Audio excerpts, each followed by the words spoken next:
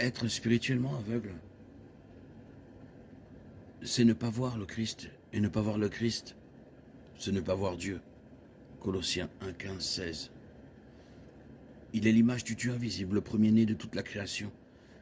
Car en lui ont été créées toutes les choses qui sont dans les cieux et sur la terre, les visibles et les invisibles, trône, dignité, principauté, autorité.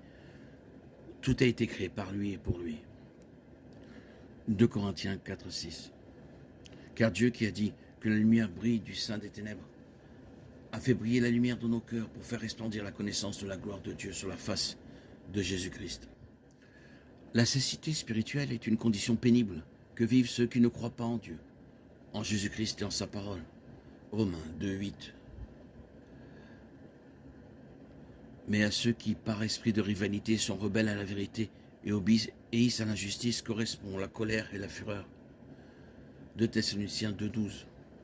Afin que tous ceux qui n'ont pas cru à la vérité, mais qui ont pris plaisir à l'injustice, soient condamnés. Ceux qui rejettent le Christ sont perdus. Jean 6, 68, 69. Étant spirituellement aveugles, ils périssent. 2 Corinthiens 4, 3, 4. Apocalypse 3, 17. Ils choisissent de ne pas accepter les enseignements du Christ et son autorité dans leur vie. Matthieu 28, 18. Alors Jésus s'étant approché leur dit « Tout pouvoir m'a été donné dans le ciel et sur la terre. » Simon-Pierre lui répondit, « Seigneur, à qui irions-nous?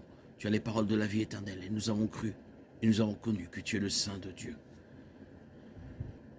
Étant spirituellement aveugles, ils périssent. 2 Corinthiens 4, 3, 4. Et si notre évangile est encore voilé, il est voilé pour ceux qui périssent. Or, le Dieu de ce siècle a aveuglé l'intelligence des incrédules pour les empêcher de voir briller la splendeur de l'évangile de la gloire de Christ, qui est l'image de Dieu. Apocalypse 3, 17. Car tu dis, je suis riche, je suis heureux, et je n'ai besoin de rien, sans savoir que tu es malheureux, misérable, pauvre, aveugle et nu.